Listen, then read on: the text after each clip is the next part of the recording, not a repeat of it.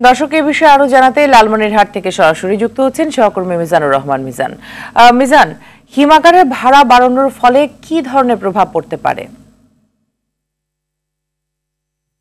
মিতু, লালমনিরহাট জেলা একটি উর্বর মাটি হওয়ার কারণে কিন্তু এখানে আলু, গাজর, টমেটো, বেগুন নানান ধরনের সবজি কিন্তু এখানে উৎপাদন হয়।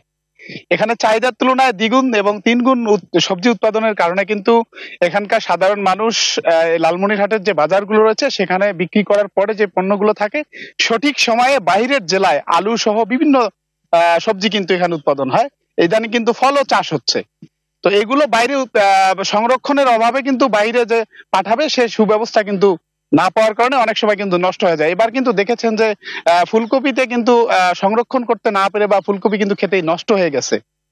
কৃষকদের একদিকে যেমন লস হয়েছে, অন্যদিকে তারা কিন্তু উৎসাহিত থেকে নিরুৎসাহিত বেশি হচ্ছে। সে কারণে এমনকি এখন কিন্তু আলুতে অনেক খরচ হওয়ার কারণে আলুতে কীটনাশক, নিড়ানি সবকিছু মিলে কিন্তু আলুতে একটা খরচ বেশি হয়েছে কৃষকদের। পাশাপাশি তারা যে আলুগুলো এখন সংরক্ষণ করবে, এখন কিন্তু বাজারে একসাথে অনেক আলু উৎপাদন হওয়ার কারণে আলুর দাম কিন্তু একটু কম।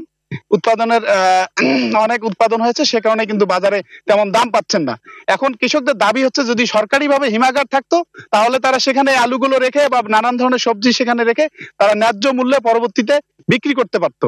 এদিকে কিন্তু কোল্ড স্টোরেজের ভাড়া কিন্তু 4 টাকা বৃদ্ধি পেয়েছে। আমরা হিমাগারের ম্যানেজারের সঙ্গে, ব্যবস্থাপকের সঙ্গে কথা বলেছি, তিনি জানিয়েছেন যে বিদ্যুৎ বিল, লেবার কস্ট সবকিছু মিলে তারা 4 টাকা বাড়িয়েছেন। এই ভাড়া দ্বিগুণ বৃদ্ধি হওয়ার কারণে কিন্তু সাধারণ চাষিরা বিপাকে আছে। পাশাপাশি এই কোল্ড স্টোরেজে একটা সিন্ডিকেট কাজ করতেছে, যে সিন্ডিকেটের মাধ্যমে কিন্তু তারা এই কোল্ড স্টোরেজে আলু তাদের রাখতে হচ্ছে, সে কারণে খরচ বেশি পড়তেছে।